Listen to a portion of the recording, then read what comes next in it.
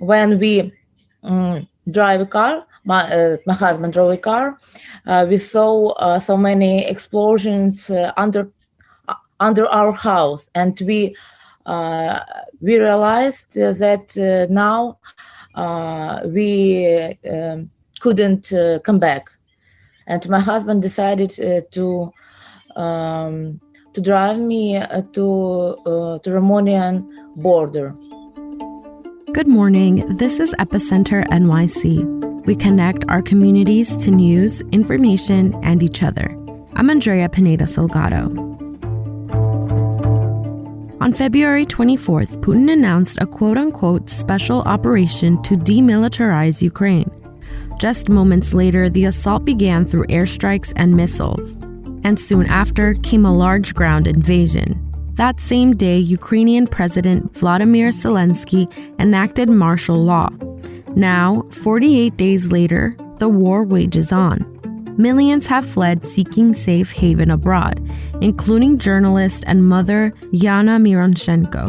Yana and her 5-year-old son traveled from Kyiv to Brooklyn after their home was shelled and robbed.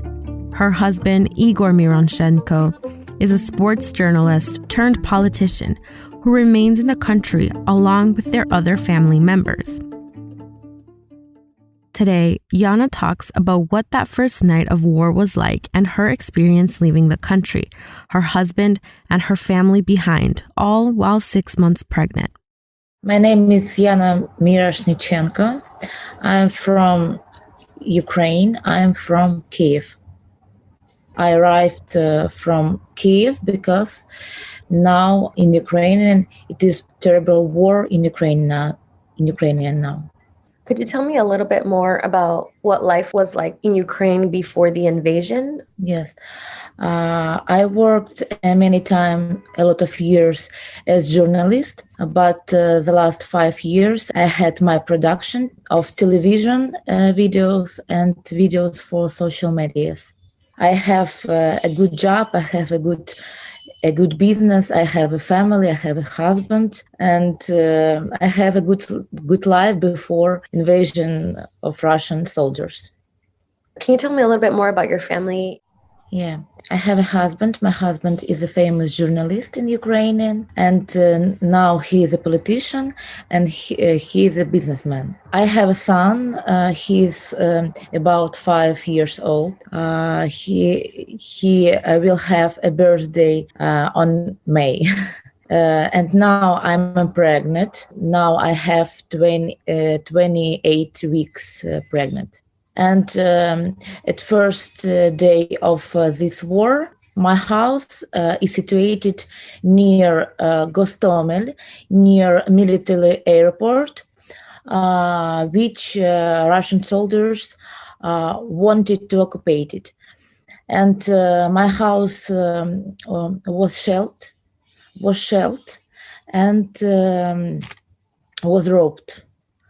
And my neighbors who live near me, Russian soldiers keep them as hostages.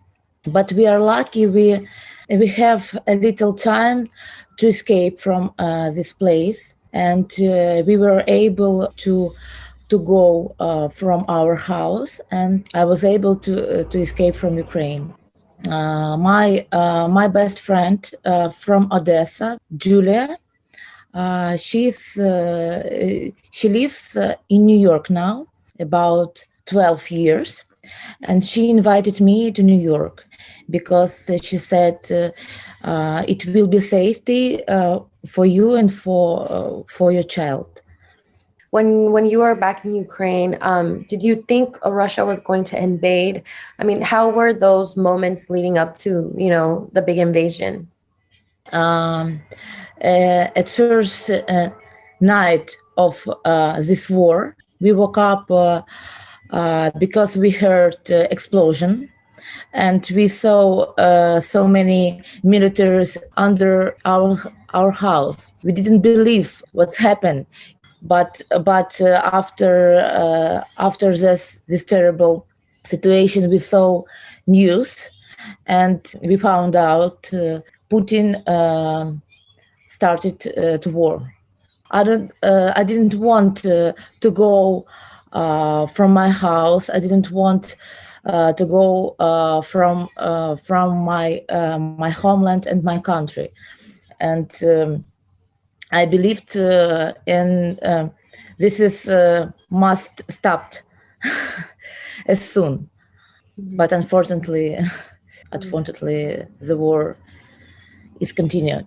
Do you think it's going to end soon? I hope, but I don't know.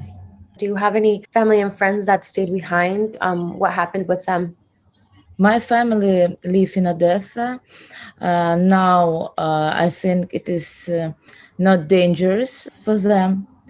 My mother has her mother, my granny, and my grandmother is about 90 years. She is very old, and my parents with my grandmother want to stay. And what about your husband? Yes, my husband now in Kyiv. He always sleeps in the bathroom or basement because so many soldiers put so many missiles every night and every morning on Kyiv.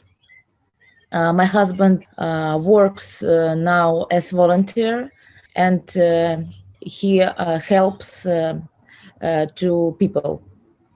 And how does he help people? He sent money to other people because he knows a lot of rich people who helps Ukrainian, and he has a foundation for this. And in Kyiv, how are people suffering the most? Is it that they need food, need water? What do they need the most in Kyiv? In Kyiv, I think our militaries, our army needs cars, needs clothes, military clothes. Many people must left from houses because their houses were destroyed or damaged. And I think Ukrainian needs to help. For example, money, clothes, yes, medicine. And what happened to your home? My husband was able to speak with our neighbor about 10 days ago. He told about our house was shelled by tanks, and unfortunately, I don't know how badly my house now is okay or not okay. I don't know. And I know that Russian soldiers robbed, clothes, food, everything from our house. They stole it. Yes.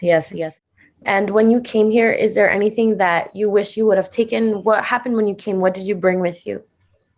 We stay in our house one day. We didn't want to go, but we needed to buy something, food, water. And at night of February of 24th, we went to buy something eat. But I have a good intuition, and I bring with me emergency case with medicine, document, some money, and some clothes for my son, and that's all. That's all.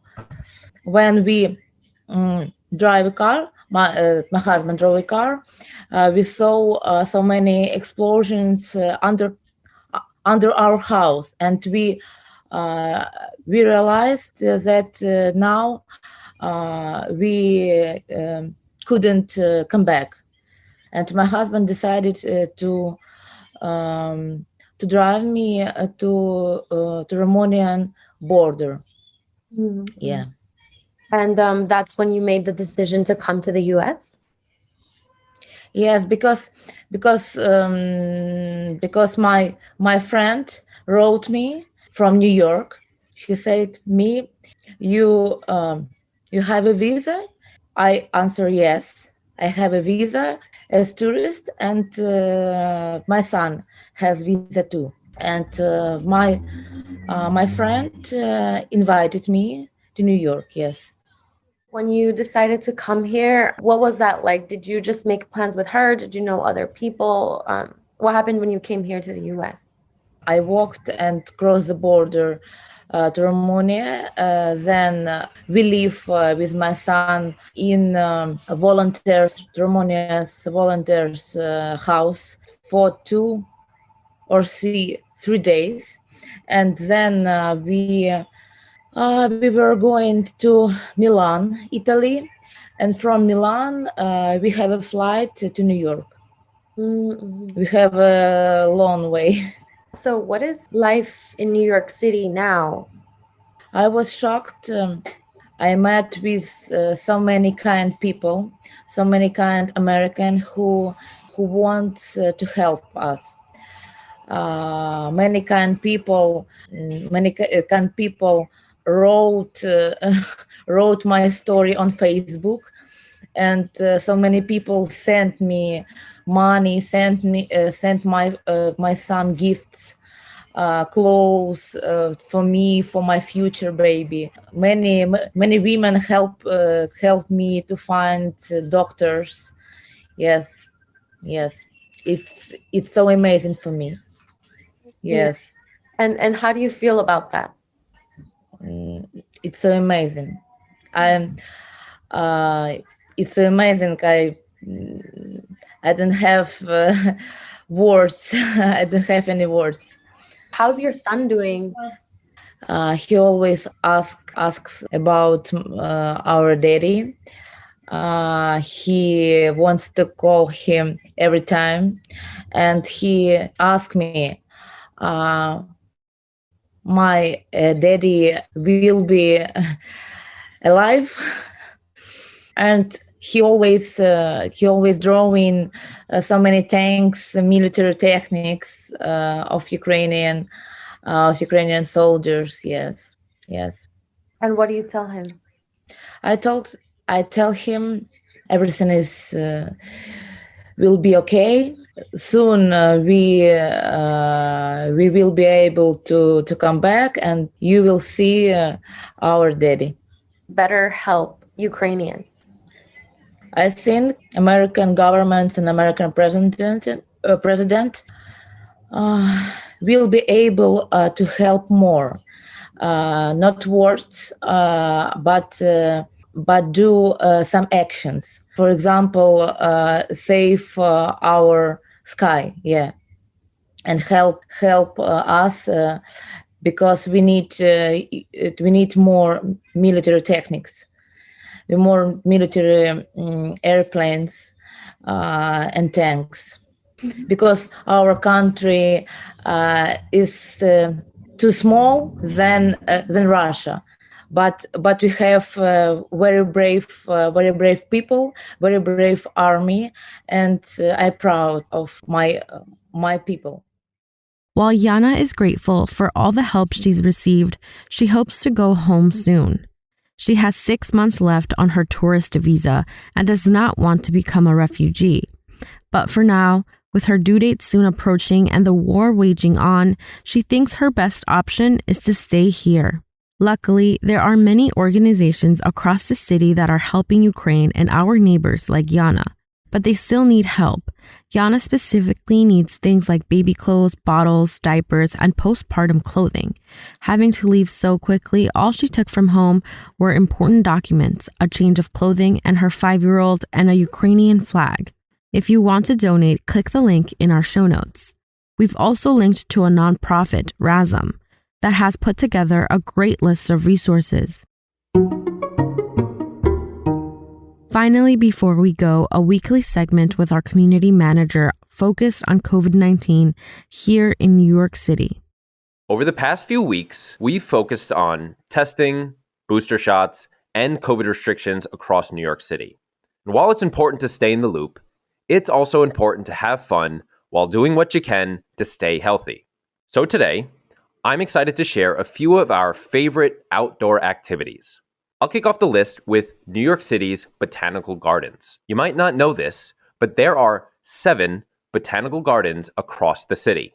Whether you're with kids, a date, or friends, botanical gardens are a great place to safely get together and enjoy New York City's stunning green spaces. And with cherry blossoms in bloom, now is a great time to check them out.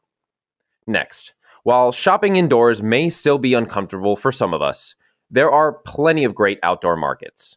One of our favorites is the Brooklyn Flea, which is open on Sundays in Dumbo and Saturdays in Chelsea. There, you'll find hundreds of vendors and local artisans selling furniture, vintage clothing, collectibles, art, and antiques. Also, the Queen's Night Market is back on April 16th. Keep in mind, the first few weekends will be limited capacity, so make sure to visit their website for details before you head over. And finally, go take a ride on the ferry. At just the cost of a subway ride, the New York City ferry system is a fun way to get outdoors and see the skyline from a new perspective. We recommend sitting up top. Do you have a favorite activity that is also COVID safe? We'd love to hear about it. Send me a message at daniel@epicenter-nyc.com. I'm also here if you have any questions, comments, or concerns about COVID-19 in New York City. For more ways to get involved in your community, visit us at epicenter-nyc.com. That's all for today. Thanks for listening. And thanks for supporting us as we do our best to support our community. We couldn't do it without you. And if you're not already a member, sign up today by using the link in our show notes. Our intro music is All the Pretty Horses by Karavika. You can find more of their music on their website, linked to in our podcast description.